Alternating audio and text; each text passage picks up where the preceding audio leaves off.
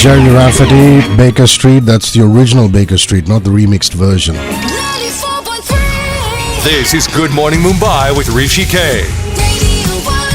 We're streaming audio online all over the nation. www.onecast.in, numeral 1cast.in. 94.3 on the FM band on your radio sets right here in Mumbai City. Statutory warning, only if you're in the backseat of a radio taxi, a chauffeur-driven car, at home, at work, you want to see some video. We're streaming video live on facebook.com/radio1.mum, and we've tagged the Swaddle from where our guest is. Founder, editor of the Swaddle, Karla Bookman is here. Hi Karla, nice to meet you. Hi, how are nice you? to meet you too. Good morning. So excited to be here. What you're doing is quite extraordinary because something like this didn't exist in the space before the Swaddle started. And it's obviously a deeply personal journey as much as it's professional, because you were a trained practicing lawyer. Yep, So that's tell true. us the Swaddle story. Yeah, sure. A recovering lawyer, as I like to say sometimes. I'll tell you, I mean, the Swaddle is a health and culture magazine based out of Bombay. We have been around for 3 years. We've published over 2,000 pieces of media on, audio formats, video formats, and text on all issues relating to women's health, relating to parenting, relating to gender, pop culture, and we take a sort of feminist perspective on things that are impacting Indian urban women. And like you said, something like this has never really existed before in the Indian media space. I'll tell you, it was a personal journey for me, as you pointed out. So I moved to India 10 years ago. I was a securities litigator in New York before I moved here. And I moved here and I joined a legal startup and worked at a startup here for 6 years. And sometime, after having my first child, it became very clear to me that there was a serious gap in women's health information in India, access to it, right? One of the things I noticed is India's got a very overburdened healthcare system. So we may have excellent doctors, but frankly, they're seeing 70, 80 patients a day. They don't have the time to have necessarily in-depth conversations with women in the pre- and postnatal space, but just generally about women's health issues. And then you've got the fact that in India, sort of culturally, there is this custom of seeking out health information from our personal communities, right? And sourcing it from family and friends. And unfortunately, a lot of that information is either out of date or sometimes it's incorrect, right? And so some of it is valuable, but some of it is also not. And then you sort of wrap around those two issues the fact that many, many, many health issues and concerns are still steeped in a lot of stigma and taboo, right? Whether it comes to sexual health, mental health. And so there are a lot of things that, frankly, it sort of creates this perfect storm where people don't really have good healthcare information. So that was a huge gap that I noticed a few years ago. And I thought there's really an opportunity in a digital space to provide people with with relevant, carefully vetted, responsibly researched healthcare information. But then, let's not stop at that, because there are all sorts of other things that urban Indian women care about, right? It's not just their own health. It's not just their children's health. There's a lot going on right now, as we all know. And women don't necessarily only want to consume media that is the way women's media has traditionally been, which is, I think of it as this sort of trifecta, right? It's Bollywood and celebrity gossip is kind of one type of, women's media. Then there's, fashion and beauty is kind of another segment. And then there's kind of a third, which speaks to women very much in their capacity as mothers or caretakers, right? So there's the sort of blogs that are talking to them about, what are the best snacks to pack for your kid, or, which wet wipes you should buy. And I'm not denigrating any of those three. I actually care about all three of those things, and I want to read about all three of those things.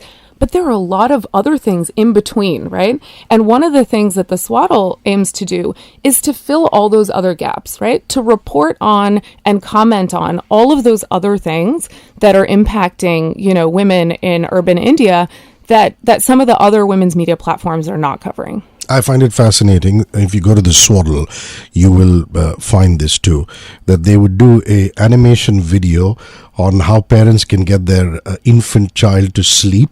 And they would also do an article on Cardi B and how she's become a mom and she wants more money. And I think that's fascinating because that's both ends of the spectrum. Back in a couple of minutes, the Beach Boys and Kokomo. Karla Bookman is in studio. My abiding memory of that song, the Beach Boys Kokomo, is Tom Cruise in Cocktail. It was the original motion picture soundtrack. Ladies would argue, and also gentlemen, that there hasn't been a handsomer bartender since. Karla Bookman is in studio. She's a columnist, a mother, a lawyer, founder, editor of the Swaddle. And what they've done is something fascinating. They've launched The Night Shift, a podcast series profiling women who start work only after the sun sets. And that's what we're going to talk about. 94.3. This is Good Morning Mumbai with Hrishikesh. Like I said to you off the mic, Kunal Purohit, the journalist who actually created this for you, unfortunately is not able to join us. But I couldn't delay it any further because it's been out for a while now. This is fascinating. A cab driver, a bar dancer, a home guard who guards trains at night, and a bouncer at a nightclub. And you've done a documentary podcast series on each one of them. The idea of it, did it come from you, from Kunal, and why this podcast series, the importance of it? Yep, sure. So Kunal Purohit, as you mentioned, unfortunately he couldn't be here. He's doing a journalism fellowship in Hong Kong, but he's an independent journalist who we've worked with before. He takes a specific focus on gender issues in India, and so of course, we met and we absolutely hit it off. He's interested in exactly the same things that we're interested in at the Swaddle. So he actually started writing for us, and we started exploring what more can we do. We at the Swaddle had never really done any audio before, and I was very interested in moving into an audio format.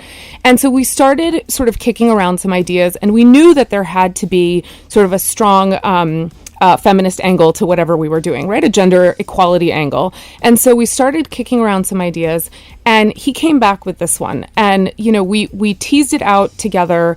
But really what he was interested in is looking at women who are defying expectations, who are breaking all sorts of societal boundaries, and who kind of don't even realize how revolutionary they are, right? Because this is just their day-to-day lives.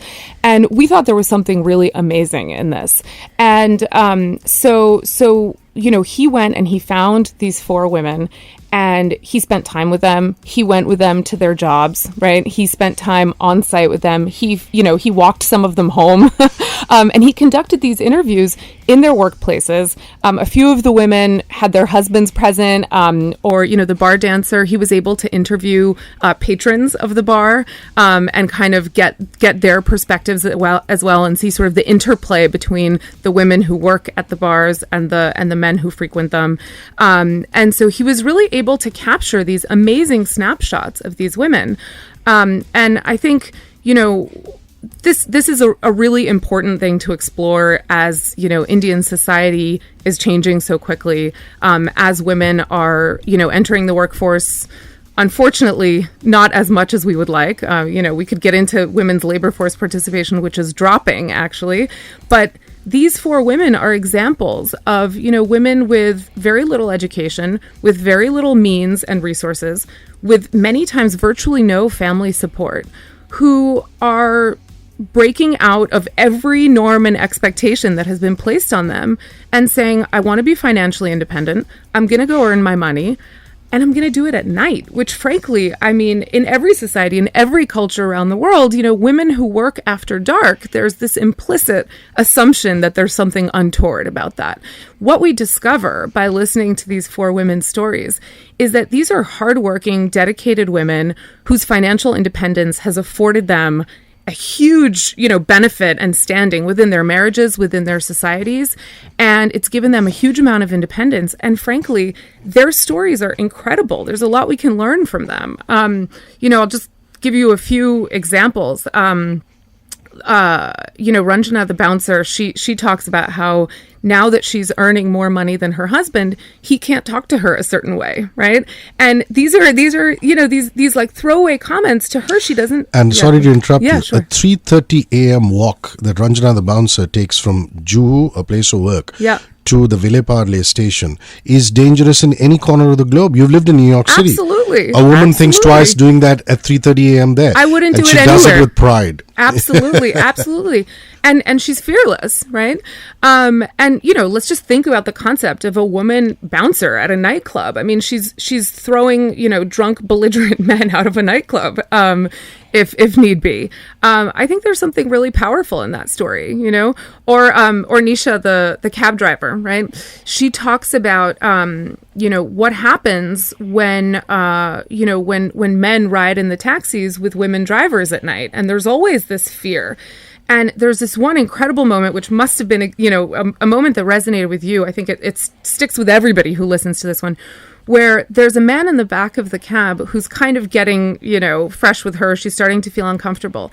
And she says to him, "You don't want to mess with me because I'm holding the steering wheel right here and I'll drive you straight into a wall." She says, "I don't care," right?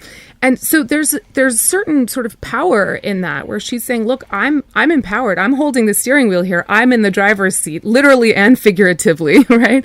And she also says that when the male cab drivers overtake her or try to threaten her, taking business away, she gets into fist fights with them. Absolutely. And there's this sorority, there's this community of all the women cab drivers who stick together and help each other. And so I think, and it's fascinating to see the impact that these women's night jobs have had on the way their families relate to them, right? Because their families treat them differently. And some of their families put up resistance initially saying, what will people say about the fact that you work, after dark? And what we see through the stories is that their families really come to respect and value the work that they do. Messages and back with Karla Bookman. This is Good Morning Mumbai with Hrishikesh. Welcome back. Karla Bookman, founder editor of the Swaddle, is my guest of the day. We've just been talking about the Night Shift, a documentary podcast series profiling ladies who start their work after the sun sets. Incredibly powerful stories.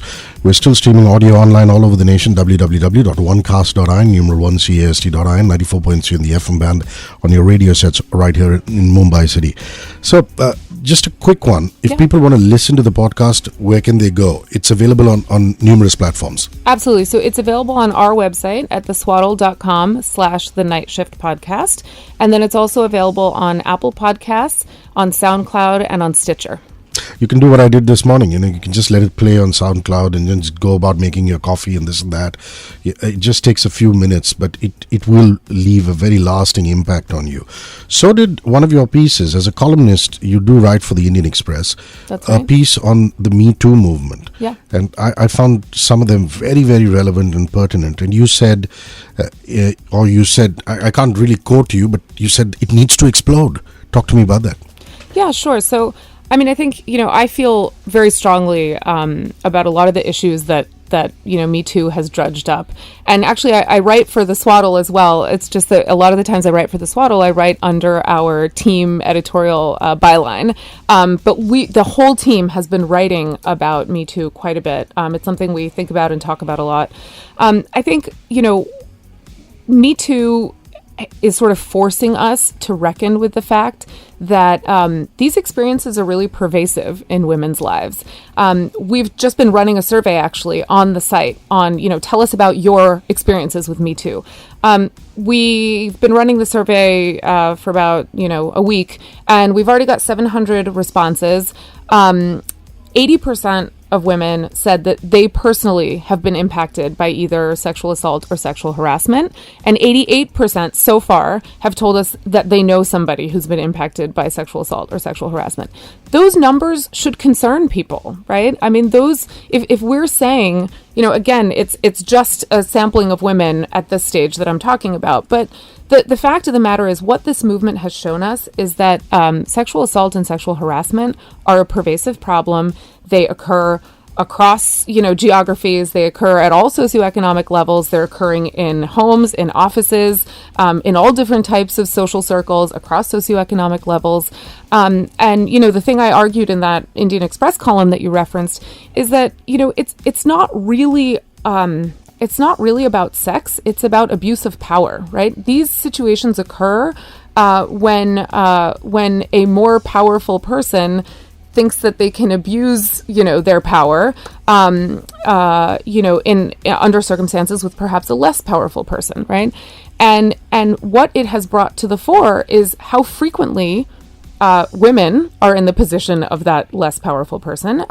Why it is that they feel in many instances that they can't say no openly. And that I've heard as, this huge critique coming from a lot of people, men and women. But why didn't she just say no? If she didn't like that text message, why didn't she just say no, right?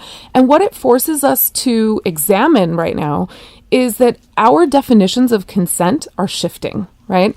And I'm sure you've seen when you've talked to friends a sort of generational gap, right? Yep. If you talk to women my age and a little bit older, virtually everybody has an experience of sexual harassment in the workplace. Everyone will have some story. But our generation thought this is just the way things are and there's nothing we can do about it. So you just kind of have to deal with it and move on, right? And what I really respect and admire about younger women in India right now, and and in the U.S. who are talking about Me Too, is they're saying this definition of consent doesn't work for us. We're not comfortable with it. We don't like it, and we need to blow this whole thing up and reevaluate the way we talk about consent. And I think that's one of the most important outcomes of this so far. It's incredibly powerful, and I think one of the best things that Me Too has done so far in India is it has forced many of us to go back and re-examine our own behavior, re-examine our own experiences through a totally different lens, and be more thoughtful and introspective about how we treat people around us. Shania Twain, that don't impress me much. Up ahead, women in the labor force in India. Karla Bookman in studio. The wonderful Shania Twain, that don't impress me much. Karla Bookman, founder, editor at the Swaddle, is here talking about women's issues, talking about, healthcare, women in the labor force, more. This is Good Morning Mumbai with Hrishikesh. One of your pieces that I read, it used the words, women in the labor force are like a leaking pipeline. It's so true in India, isn't it?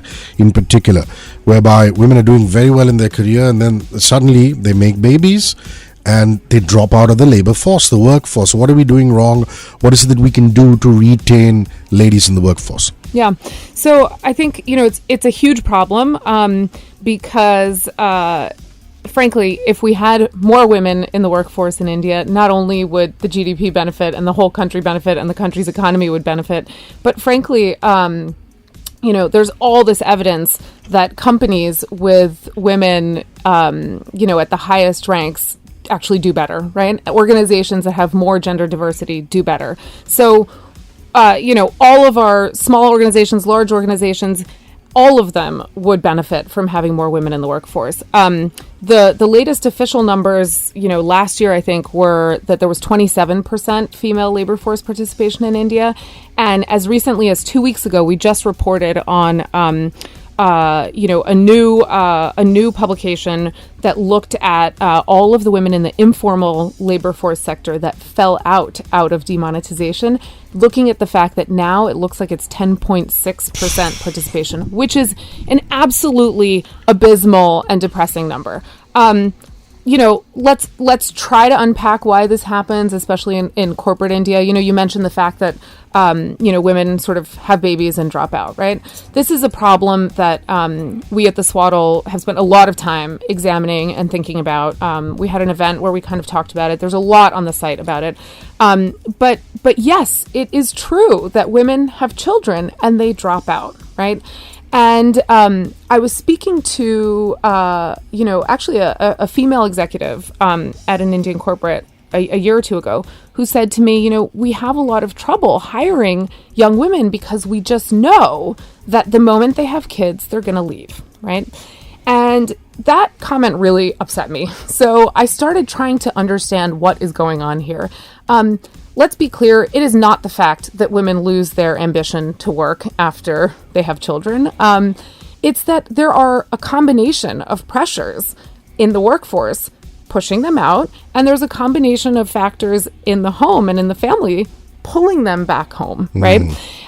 we've got this really interesting moment right now in urban Indian society, right? Things are changing. We've got Netflix and we've got social media. We've got all this pop culture telling women what they can do, right, outside of the home, and all these things that are available to them, right? Financial independence, all sorts of empowerment outside of the home. But at the same time, we have very traditional values where, in many families, the best thing a woman can do for her family is be a supportive wife and mother. And so those two things are in many ways in direct conflict, right? Women staying in the workforce requires that they have supportive workplaces that don't sort of mommy track them, right? That don't treat them like, oh, well, you can't go on this business trip now because you have babies, or you can't take on this big project because you have babies, right? Other people sort of making decisions for them about what they can and can't do because they have kids.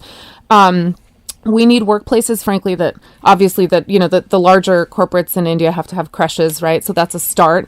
But we need subsidized good childcare, right? More and more Indian couples are living separate from their families, especially in big cities, and childcare is a huge issue, right? So we need really good, high quality childcare because frankly, the burden of that childcare is still resting on women. So that's another piece of the puzzle. Social attitudes, huge problem, right? We all have experienced it ourselves. I mean, I think I have very progressive friends and a very supportive partner. And frankly, I still hear little comments here and there, if you go somewhere, people ask, well, oh, but who's with the kid? Who's watching the kids, right? Or, even little comments at home, that the kids do so much better when you're home early. And, there's this constant subtle stream of comments from, friends, family, all well-meaning. But all of it serves to, ultimately put a lot of pressure on women that, you should go out and be financially independent and, break all these glass ceilings in the workplace. But also, you should be a good wife and a good mother, and you should be available and be the sort of support system for your family. It's really hard to do all of that at the same time. It is. And so, frankly, I think that's why a lot of a lot of women just say, look, I can't do all of this. It's not possible. And if your whole life, everyone your family, your friends, you've been socialized to kind of think that your best contribution is the one made in the home, then, it would make sense, especially if you have an unsupportive workplace, it would make sense that you would eventually leave that job. I'm happy to read out any of your comments or questions. 99677-43943. The WhatsApp number, the last three digits are our frequency, 94.3, 99677-43943. Any comments on this interview with Karla Bookman? Also, you can tweet out or post on Facebook at HRISHIKAY on Twitter, or just go to the search bar and type HRISHIKAY across media, social media. That is Twitter, Facebook, Instagram. You'll get me in facebook.com/radio1.mu and drop a comment on the timeline inbox.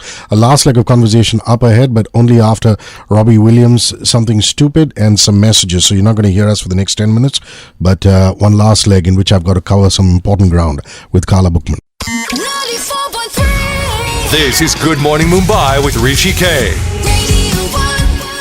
Pooja Punjabi, thank you for today's chat with Karla Bookman. Her work is extremely inspiring and everything she said resonates with me so much. I, in the capacity of a voice talent and an audio producer, would be happy to provide any help if she needs it. Lots of respect. Well, yeah, the Swaddle is online, theswaddle.com, or you could go to their Facebook or Twitter and just post or tweet out, Pooja. They're very active. I'm sure, they'll pick you up and have you collaborate. Sonali Kokra, can you please ask Karla if the Swaddle intends to talk about sexual healthcare issues pertaining to women, given the Indian cultural taboos around the subject? Sorely needed. We need it so badly, and the ignorance is so inextricably linked to cultural apprehensions. And we were talking about this off the mic. Speak. Yeah, absolutely. So this is actually one of the first things that came up when we first met each other. One of the reasons that I started the Swaddle was because I noticed that this very vital, very important women's health information wasn't so readily available. And we mentioned earlier on this idea that, a lot of the times it's stigma and taboo that is preventing people from being able to ask some of these questions. So just a few interesting, things that we've done to explore this. we did a survey of our readers on their experiences with their gynecologists, right? And 1,100 women responded. 75% of them told us that their gynecologist had never mentioned breast cancer or breast health or regular breast checkups to them. India has the highest number of breast cancer deaths in the world. So clearly, there's an information gap there. And, by the way, breast cancer is a cancer with extremely high survival rates if it's caught early, right? So there's about a 99% survival rate if you catch it in its very earliest stages. So you need awareness to be able to do that, right? So we need people to be able to talk about these things openly. Unfortunately, when it comes to something like breast cancer, for example, there's a huge amount of stigma, both because it's cancer, but also because, it has to do with breasts, right? And so people are uncomfortable talking about this. But, another thing that women told us in that survey is 2/3 of them said that their gynecologist never spoke to them at all about contraception. And interestingly, one of the most popular pieces on the Swaddle is just a roundup we did called Know Your Contraception Options. These are things that people need to know. These are basic sexual health issues that people need to know. And so we're happy to sort of be the platform that provides a lot of sexual health information.